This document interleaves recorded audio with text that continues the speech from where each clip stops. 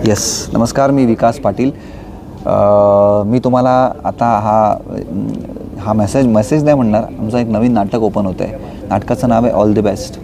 ऐकल्यासारखं वाटतं आहे? ऑफकोर्स हे ऑल द बेस्ट नावाचं नाटक, मला वाटत नाही तुमच्यापैकी कोणीच असं आहे की ज्यांनी या नाटकाचं नाव ऐकलं नाही आहे. पण खूप जण असे असतील की ज्यांनी नाव ऐकलं आहे पण नाटक पाहिलं नाही आहे. सो त्या न पाहिलेल्या लोकांसाठी म्हणून स्पेशली आम्ही हे नाटक घेऊन येतो आहे. सो जास्तीत जास्त संख्येने नाटक पाहायला याचं कारण असं आहे की मी यात काम करतो आहे म्हणूनसुद्धा, पण त्याहीपेक्षा नाटकाचा आनंद काय असतो किंवा ऑल द बेस्ट हे नाटक इतकं मोठं का आहे हे समजून घेण्यासाठी म्हणून हे नाटक पाहायला कारण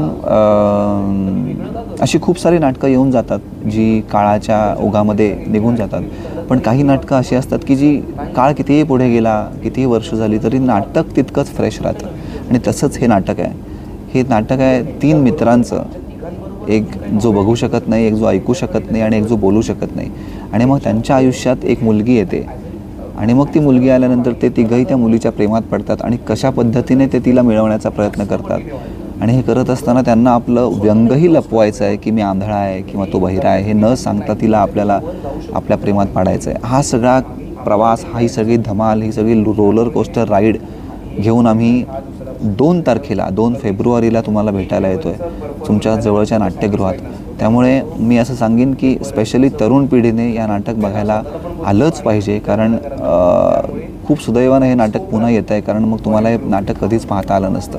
सो हे नाटक पाहायला या आणि नाटक काय असतं, नाटकाची मजा काय असते, कॉमेडी नाटक काय असतं याचा अनुभव तुम्हाला मिळेल. आणि तुम्ही याची मी शुअरिटी देतो की तुम्ही पोट धरून असाल आणि तुम्ही पुन्हा हे नाटक पाहायला याल.